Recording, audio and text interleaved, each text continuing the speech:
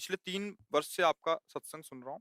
महाराज जी, कुछ समय पहले कुछ व्यभिचार दोष से ग्रसित हो गया था, बट जब भी अभी भजन में बैठता हूँ तो बार-बार वही दृश्य सामने आता है और एकाग्रता चले जाती है।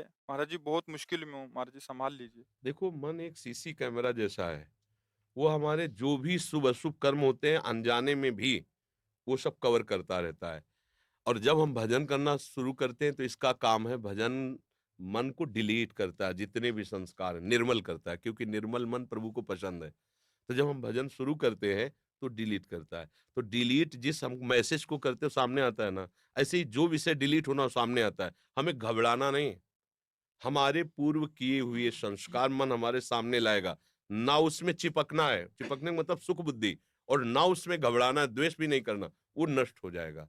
आप नाम जप करते रहिए, प्रभु की कृपा से एक दिन मन निर्विकार हो जाएगा। डरना नहीं है, वो मन के संस्कार जो हमने किए हैं, कभी-कभी इतना गंदा विचार आएगा कि आपको लगेगा जब भजन नहीं करते थे तब इतना गंदा मन नहीं था, अब तो बहुत गंदा हो रहा है, ऐसा नहीं है। जो मन में जन्म जन्मांतरों की गंदगी है वो साफ, क्योंकि भगवान को निर्मल मन चाहिए ना, तो भजन इससे ही निर्मल होता है। अब वो मल को हटा रहा तब हमें दिखाई दे रहा है।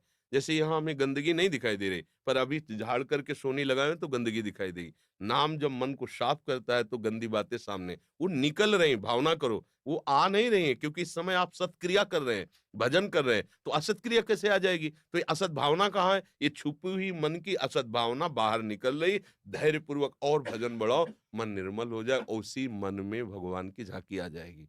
उसी मन में महासुख आ जाएगा। ये मन ही इंद्रियाणाम मनस्यास्मि। हाँ, बिल्कुल डरना नहीं है। राधे-राधे महाराज जी, आपके चरणों में कोटि-कोटि प्रणाम। महाराज जी, मैं भजन मार्ग पे आगे बढ़ना चाहता हूँ। महाराज जी, मन में लगातार डर बैठा हुआ है कि मेरे साथ कुछ बुरा होगा। बिल्कुल नहीं डरो। क्या होता है कि हमसे कोई न कोई गलती होती रहती है। जब तक हम भगवान का निरंतर चिंतन नहीं करते तो वृत्ति